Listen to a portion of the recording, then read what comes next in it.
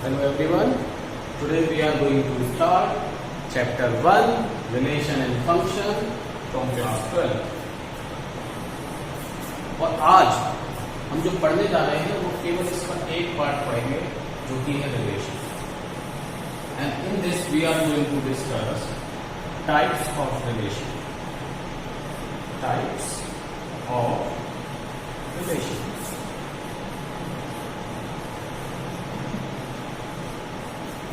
हम रिलेशंस के types discuss करेंगे और किस तरह के क्वेश्चंस बोर्ड एग्जाम में से पूछे जाते हैं वो आज हम इसमें डिस्कस करने जा रहे हैं.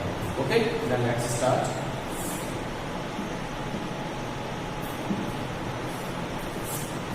तो पहले हम इसको जब स्टार्ट करें उससे पहले हमें समझना पड़ेगा एक बार क्लास 11 में कि रिलेशन होता क्या था, जो मैं क्लास 11 में पढ़ा था. तो रिलेशन क्या होता है, आपने क्लास 11 में पढ़ा था. Relation is a subset of A cross B. Relation is a subset of A cross B. Relation जो होता है वो ए क्रॉस बी का सबसेट होता है. अब आप कहेंगे कि ए क्रॉस बी क्या होता है. तो ए क्रॉस बी अगर आपको याद आ रहा हो, ए क्रॉस बी होता है पार्टीशन प्रोडक्ट. और in this partition product what we have to do to make the order pair x, y such that x belongs to the first set and y belongs to the second set. x belongs to the first set and y belongs to the second set. अब होता क्या था इसमें कि हम a cross b का एक subset लेते थे. कैसे लेते थे? By describing a relation between first element and second element. तो हम लोग करते क्या थे, हम a और b के बीच में, अगर आपको याद आ रहा हो, तो एक रिलेशन डिस्क्राइब कर देते थे.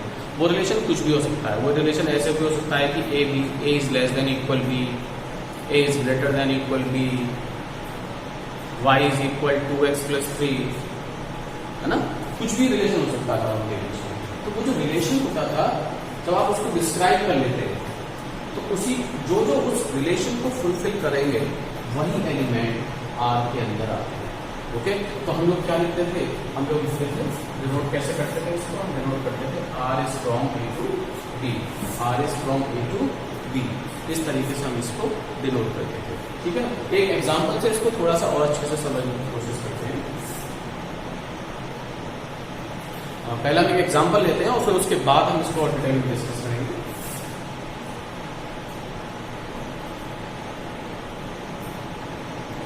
Okay, here we have two sets A and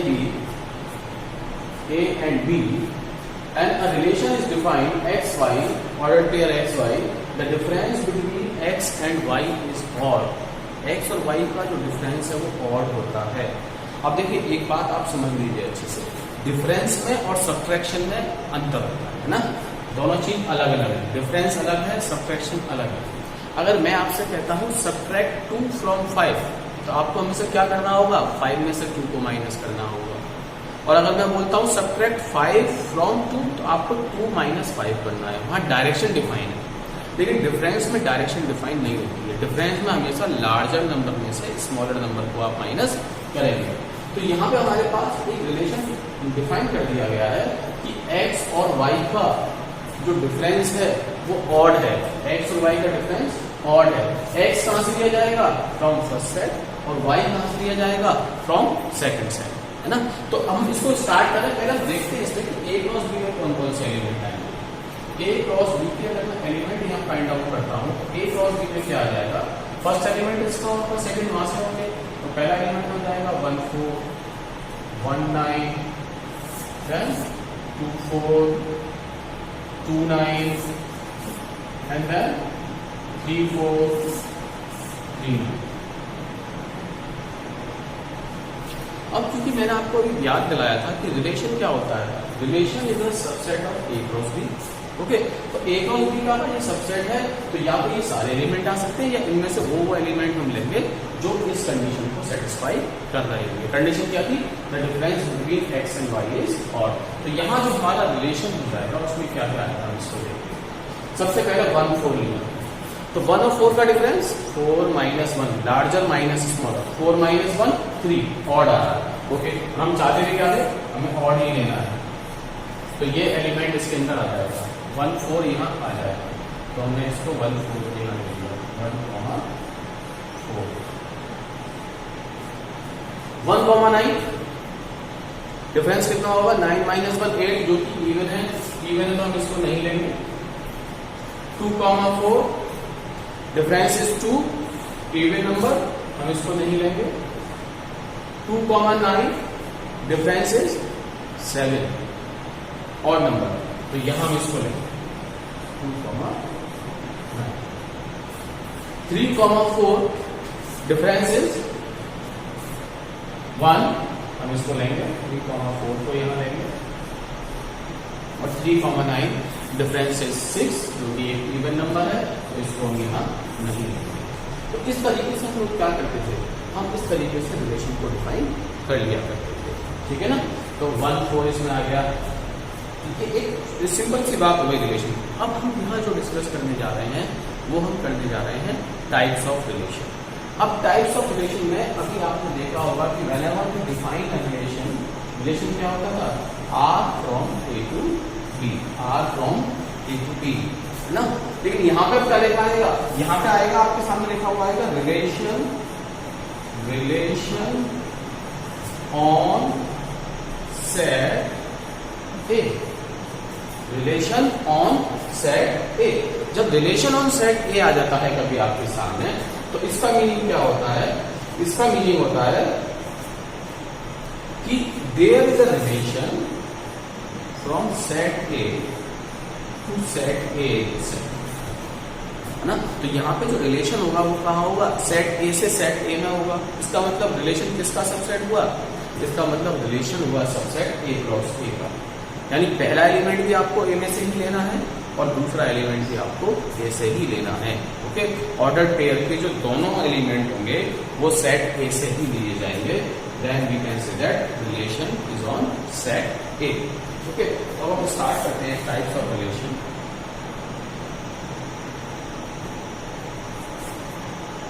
तो सबसे पहले हमारे सामने आता है reflexive relation. Reflexive relation, a relation R in set A. और मैं फिर से भी आपको अभी मैंने बताया था इन अ सेट ए है, इसका मतलब क्या है, यहाँ पे रिलेशन कहां से कहां तक है, यहाँ पे रिलेशन है from A to A. Is said to be reflexive, is said to be reflexive if A comma A belongs to R for every A belongs to A. इसका मतलब समझने की कोशिश करिए ध्यान से।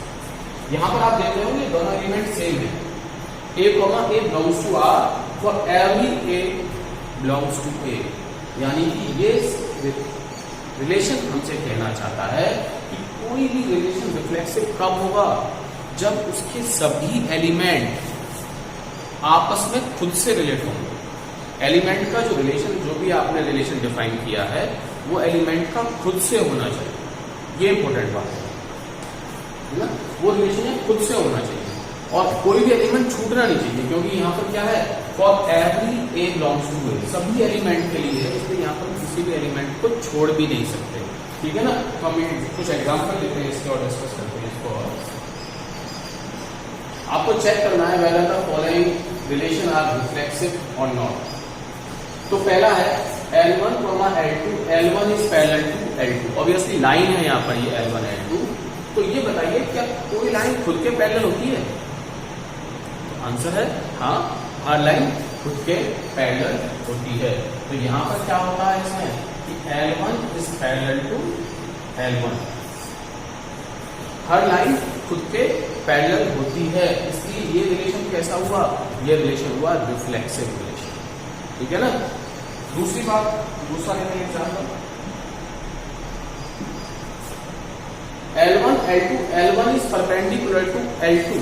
तो यहां पे अगर मैं दो लाइन लूं,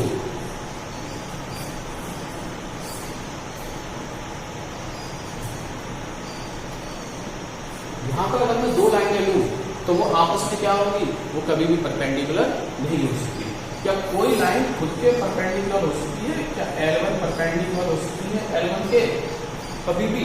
क्या कोई लाइन खुद पर परपेंडिकुलर हो सकती है, आंसर है नो, कोई लाइन खुद के परपेंडिकुलर नहीं हो सकती।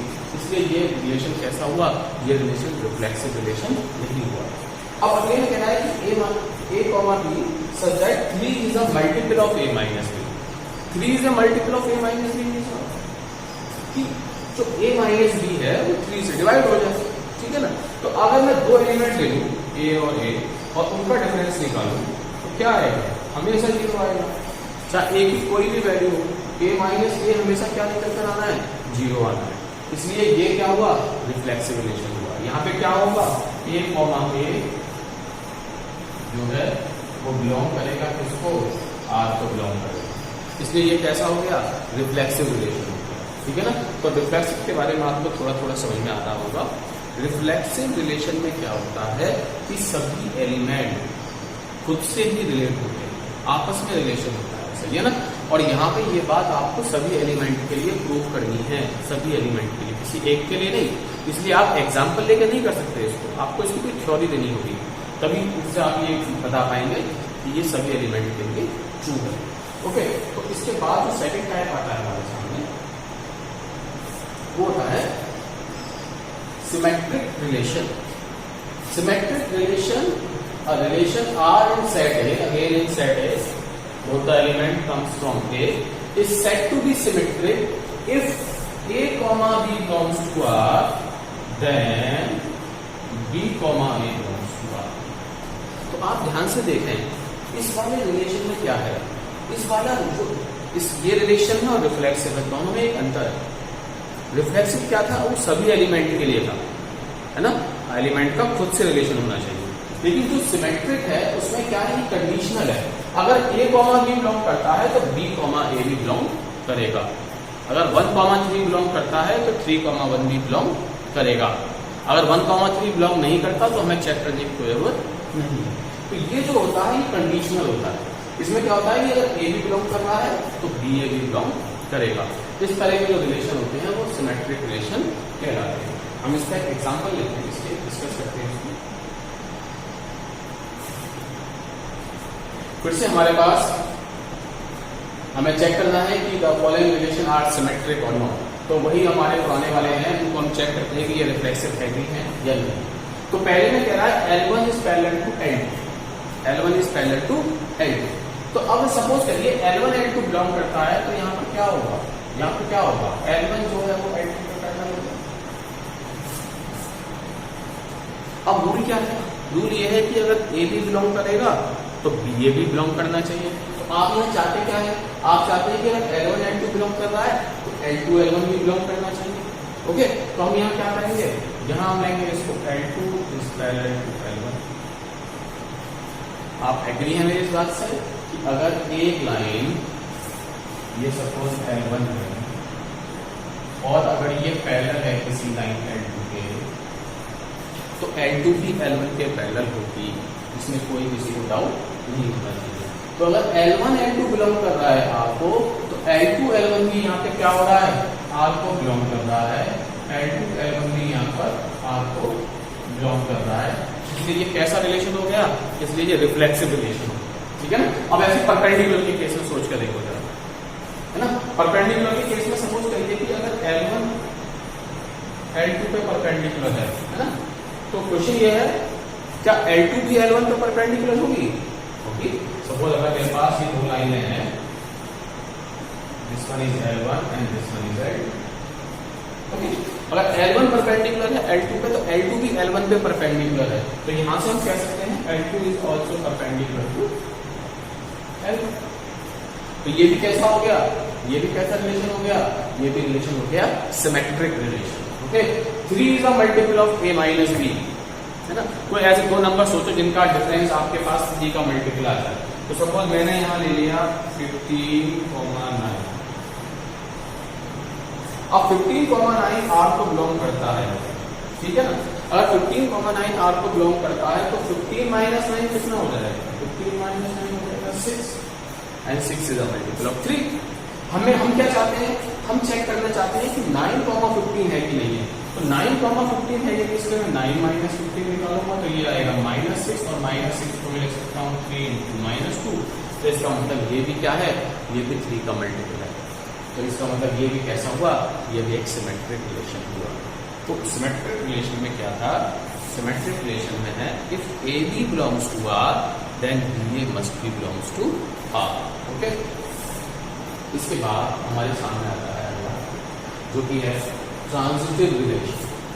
ट्रांजिटिव रिलेशन भी सिमेट्रिक रिलेशन की तरह एक कंडीशनल रिलेशन है, और इसमें क्या होता है, इसमें होता है if AB belongs to R and BC belongs to R then AC belongs to R। आप जरा ध्यान से समझने की कोशिश करें। AB R को बिलोंग कर रहा है, ओके, जहां ये एंड हुआ इसी के हमने फर्स्ट एलिमेंट से स्टार्ट किया, BC भी R को बिलोंग करता है, AB R को बिलोंग करता है, BC R को बिलोंग करता है। तो हमें प्रूफ क्या करना है, हमें लाना क्या है, ये A और C भी आपस में किसी रूल से रिलेटेड है, AC भी R को बिलोंग करेगा। अगर ऐसा होगा तो ये ट्रांजिटिव रिलेशन होगा। तो ये अब एक बात बहुत अच्छे से समझ लीजिए, ट्रांजिटिव रिलेशन कब होगा, जब ये कंडीशन होगी तभी आपको चेक करना है, कंडीशन नहीं है तो आपको चेक नहीं करना है कुछ भी, ठीक है ना। तो इसके लिए हम एग्जांपल लेते हैं। तो हमारे पास फिर से वही पुराने वाले केस है। पहला केस वही है, L1 is parallel to L2, L1 is parallel to L2। अब आप ध्यान समझिएगा जरा, हमारे पास हम कहना क्या चाह रहे हैं इसमें, हमारे पास एक लाइन है L1, ओके, ये लाइन किसी लाइन L2 के पैरेलल है, और L2 किसी लाइन L3 के पैरेलल है, ओके। L1 L2 के पैरेलल है, L2 लाइन L3 के पैरेलल है। तो क्या L1 और L3 भी आपस में पैरेलल होंगे? ऑब्वियसली होंगे। तो ये कैसा हो गया, ये ट्रांजिटिव हो गया, है ना। L1 L2 के पैरेलल, L2 L3 के पैरेलल, तो L1 भी L3 के पैरेलल है यहाँ पर, इसलिए कैसा हो गया, ट्रांजिटिव रिलेशन हो गया। लेकिन अगर मैं इसी को परपेंडिकुलर के केस में देखूं तो यहाँ जरा ध्यान से समझिएगा, ठीक है ना। तो यहाँ पर सपोज करिए मेरे पास के दो लाइनें हैं, first line is L1 and second line is L2, and L1 is perpendicular to L2, L1 is perpendicular to L2 and this L2 is perpendicular to L3।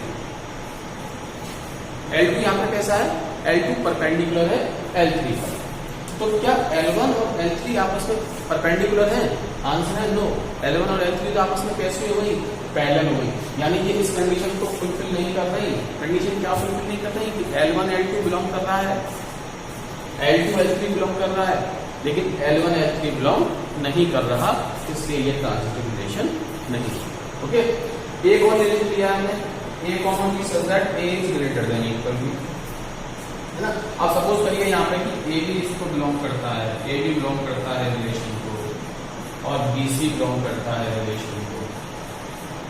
अब अगर A भी बिलोंग करता है रिलेशन को, तो इसका मतलब क्या हुआ, इसका मतलब हुआ A is greater than equal B, और यहां से क्या रिजल्ट आया, B is greater than equal C। A B से बड़ा है, B C से बड़ा है, तो यहाँ पर अगर आप इसको कंबाइन करें तो आपके पास क्या आंसर आ जाएगा, आपके पास आंसर आ जाएगा A is greater than equal C। It means what, it means A C relation को बिलोंग कर रहा है, A C रिलेशन को बिलोंग कर रहा है, इसलिए ये कैसा हो गया, ट्रांजिटिव हो गया। अब देखिए एक बात बहुत अच्छे से समझ लीजिए फिर से, कि जो रिफ्लेक्सिव रिलेशन है वहां पर सभी एलिमेंट आपस में खुद से रिलेट होने चाहिए, लेकिन सिमेट्रिक और ट्रांजिटिव जो है वो कंडीशनल है। कंडीशनल का मतलब ये होता है कि अगर ऐसा होगा तब ऐसा होगा, उस कंडीशन को आपको ध्यान में रखते हुए चलना है। इसके बाद आता है इक्विवेलेंस रिलेशन, और ये रिलेशन क्या होता है, a relation R in a set A is said to be equivalence if it is reflexive, symmetric and transitive। ना ये पूछा जाता है आपसे एग्जाम में कि चेक करिए ये इक्विवेलेंस है या नहीं। तो इक्विवेलेंस कब होगा, जब वो रिफ्लेक्सिव भी हो, जब वो सिमेट्रिक भी हो, और जब वो ट्रांजिटिव भी हो। जब कोई रिलेशन तीनों को फुलफिल करेगा तब वो कहलाएगा इक्विवेलेंस रिलेशन, है ना।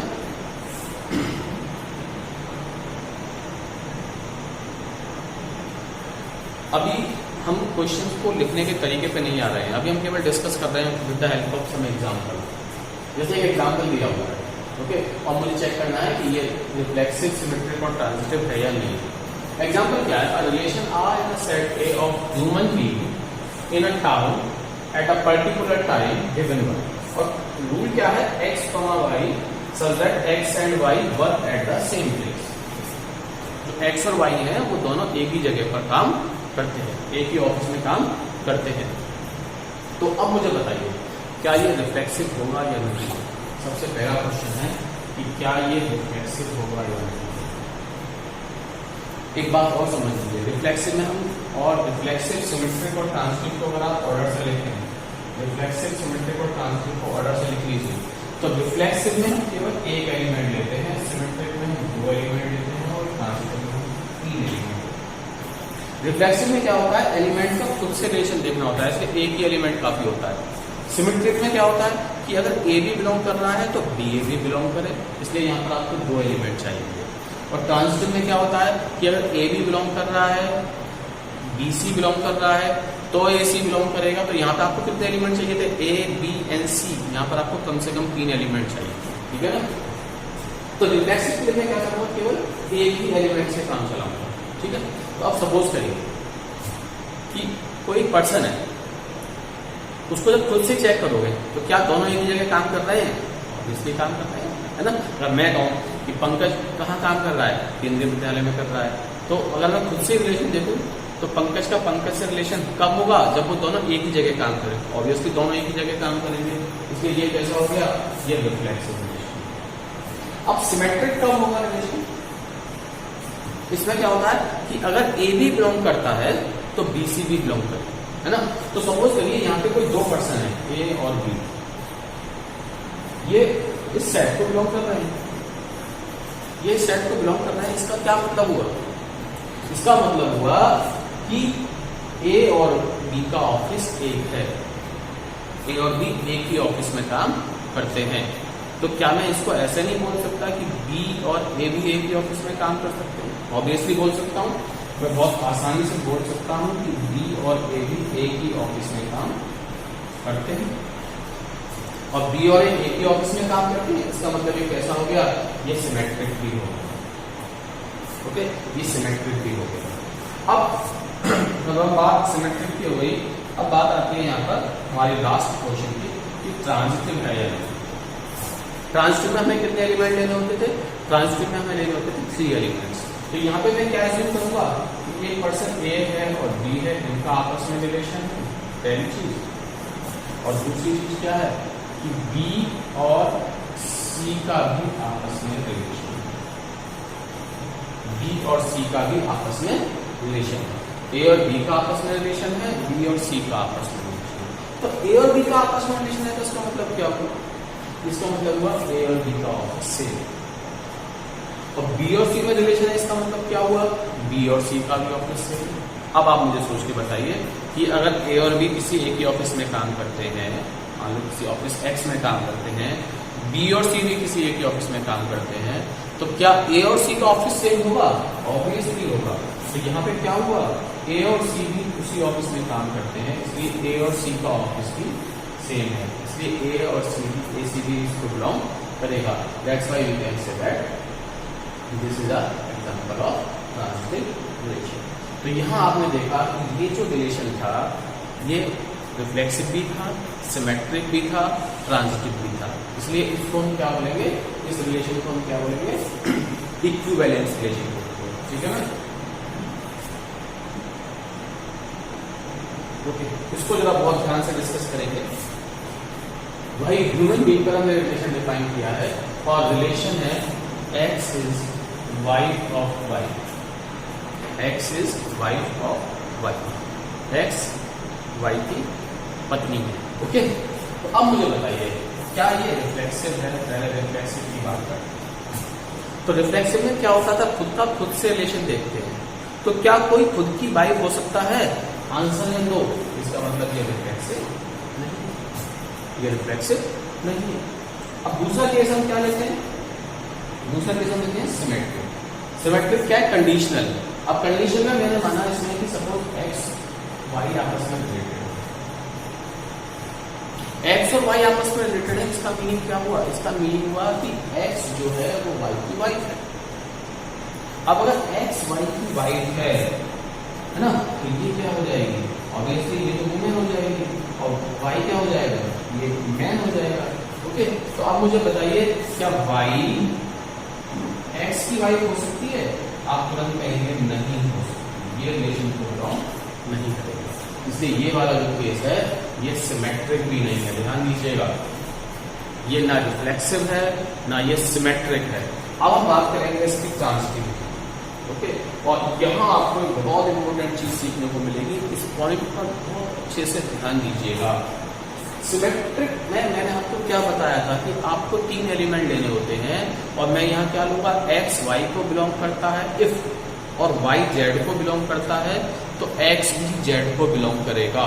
अब आप ठंडे दिमाग से सोचिए कि अगर मैं कहता हूं यहाँ पर आपसे कि x y belongs to r, x y belongs to r means x is a y of y। जैसे मैंने बताया था अगर ऐसा है तो इसका मतलब x क्या है, x हो गया, और ये क्या है, ये मेल है। अब अगर ये मेल है तो मुझे अगला सेट मिलेगा ही नहीं। भाई मेल किसी की वाइफ कैसे हो सकता है? क्या मेल किसी की वाइफ हो सकती है? नहीं हो सकती। यानी आपकी जो कंडीशन थी, इफ कंडीशन, वो फुलफिल नहीं हो रही है। इस पर बहुत ध्यान है, लोगों को बहुत कंफ्यूजन होता है इस चीज में। ए भी बिलोंग कर रहा है लेकिन बीसी हमें मिल ही नहीं रहा, तो हमें चेक करने की कोई जरूरत नहीं है। मैंने आपको यही बताया था, ये कंडीशनल है। अगर ए भी बिलोंग करता है, बीसी बिलोंग करता है, तभी मुझे चेक करना है कि एसी बिलोंग कर रहा है या नहीं कर रहा है। इसलिए क्योंकि हमें ऐसा कोई एग्जाम्पल ही नहीं मिल रहा। एक्स वाई बिलोंग कर रहा है और जहां से वाई से स्टार्ट होने वाला कोई एग्जाम्पल हमको नहीं मिल रहा, तो ये बाय डिफॉल्ट ट्रांजिटिव माना जाएगा। This is a transitive relation. ये बहुत समझने वाली बात है, इसमें बच्चे बहुत गलती कर जाते हैं क्योंकि आजकल ऑब्जेक्टिव क्वेश्चंस आ रहे हैं, इसलिए आपको इस पर बहुत ज्यादा फोकस करना है। ठीक है ना? तो ये कैसा रिलेशन था? ये रिफ्लेक्सिव नहीं था, सिमेट्रिक भी नहीं था, लेकिन ये रिलेशन ट्रांजिटिव था। इसको बहुत ध्यान रखना।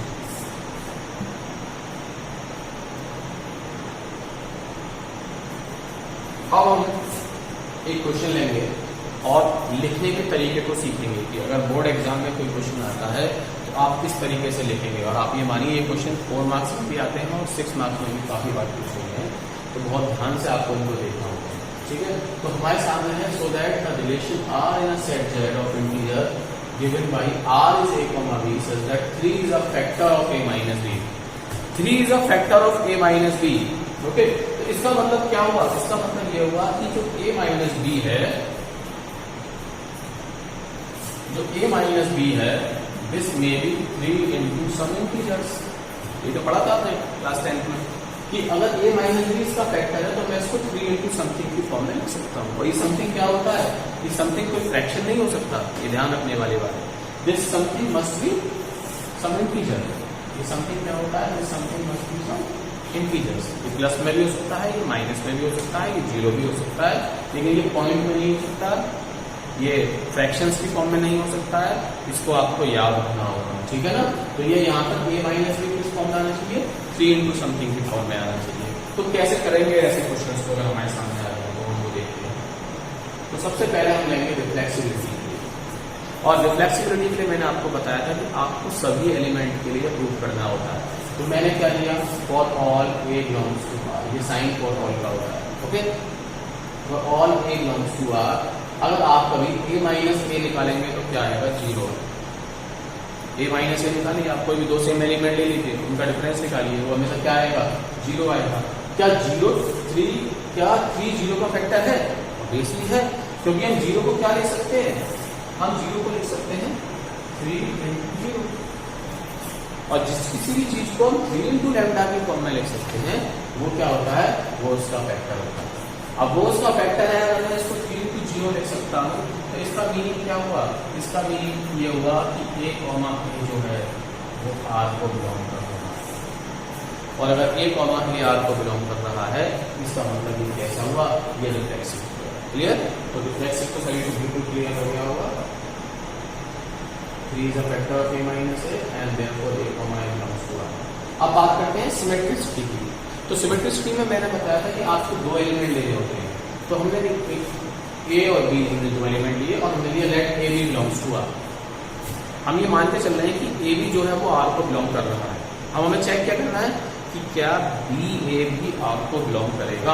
अगर ए भी बिलोंग कर रहा है तो बी ए भी आर को बिलोंग करेगा या नहीं करेगा। ओके, तो यहाँ पे क्या हम चेक करेंगे सिमेट्रिसिटी के लिए, cost symmetricity.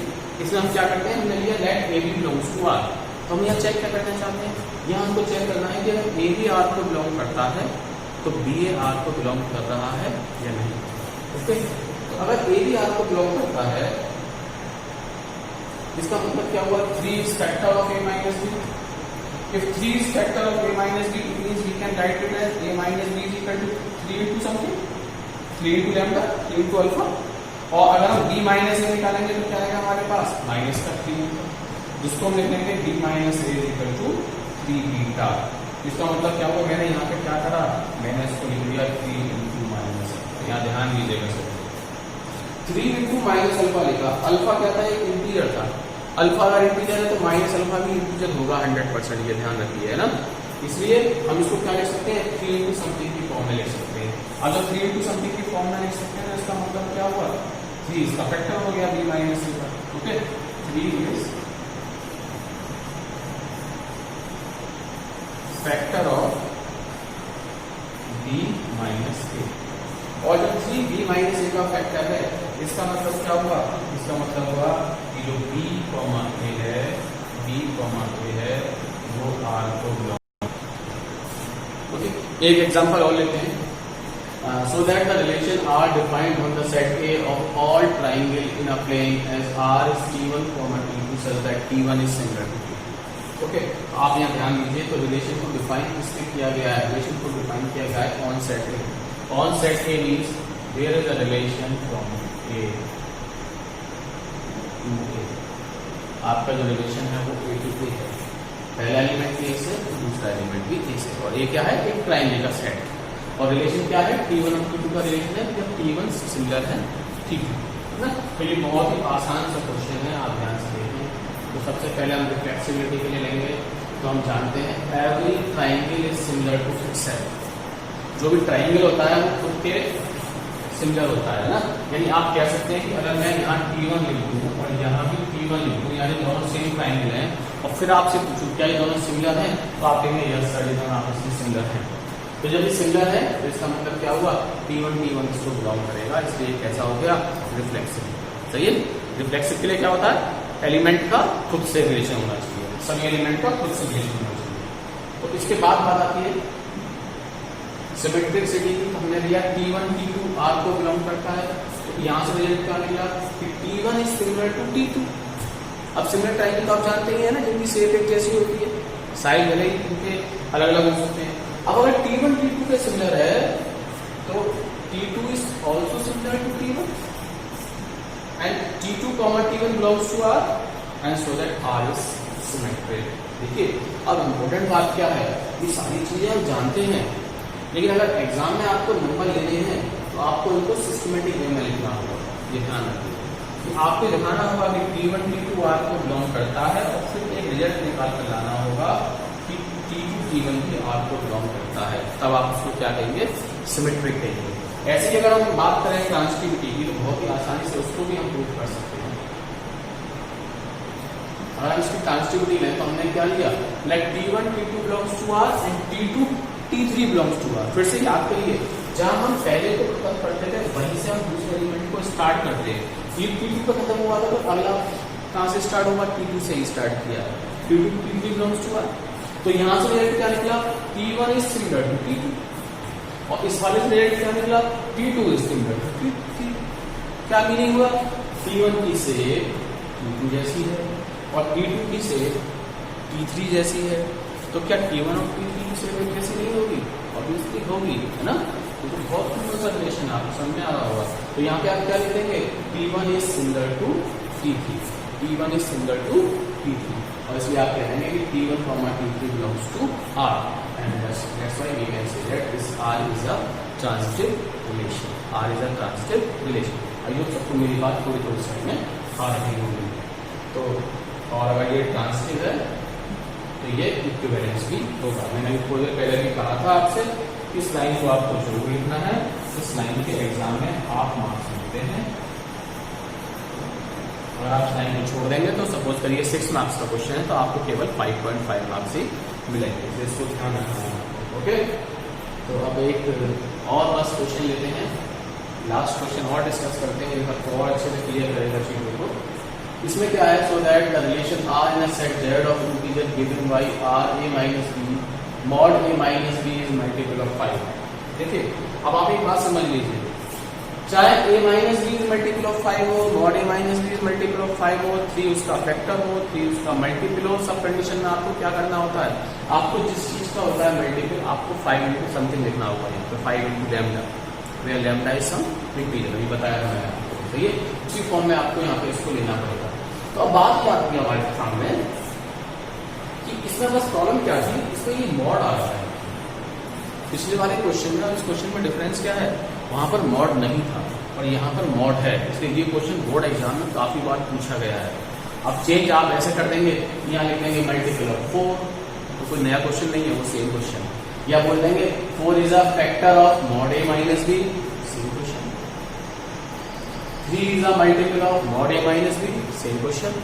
Mod A minus B is divisible by 7, same question. इस तरीके से ये क्वेश्चन काफी बार बोर्ड एग्जाम में पूछा गया है, और इसको जल्दी जल्दी डिस्कस करते हैं। तो रिफ्लेक्सिबिलिटी के लिए हम लेंगे सबसे पहले, इसमें हम क्या करते हैं, हम सभी एलिमेंट के लिए चेक करते हैं, तो ये बहुत ही आसान है, हम कर चुके रहता है। हमने मॉड ए माइनस ए निकाला जो कि 0 आएगा, और 0 सभी से डिवाइड होता है।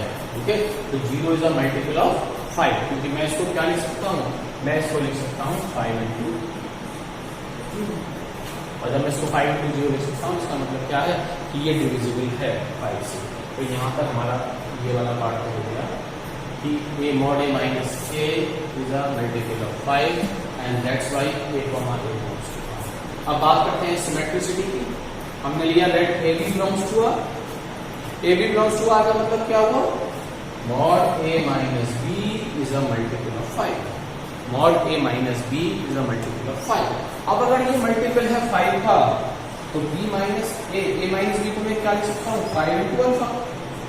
अब यहाँ ध्यान दीजिएगा, जब पिछला क्वेश्चन हमने किया था तो हमने जब b माइनस ए किया था तो वहां पे माइनस आ गया, लेकिन यहाँ ऐसा नहीं होगा, क्योंकि यहाँ मॉड की वजह से जो माइनस आप बाहर निकालेंगे वो प्लस ही बन जाएगा। तो आप जिस दिन मॉड b माइनस ए निकालेंगे वो 5 अल्फा ही रहेगा, अल्फा कोई इंटीजर है।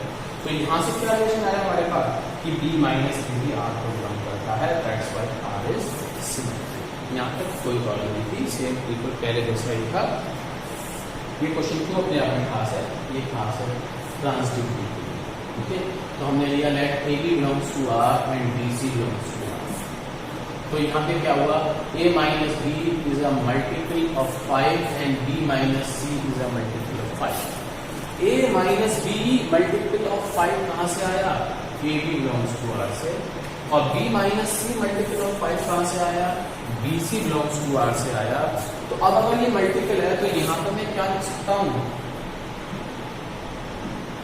यहाँ मैं लिख सकता हूँ कि a माइनस बी क्या है 5 अल्फा, और b माइनस सी क्या है 5 बीटा है। ओके, ये 5 इंटू अल्फा है, ये 5 इंटू बीटा है, where alpha and beta are some integers.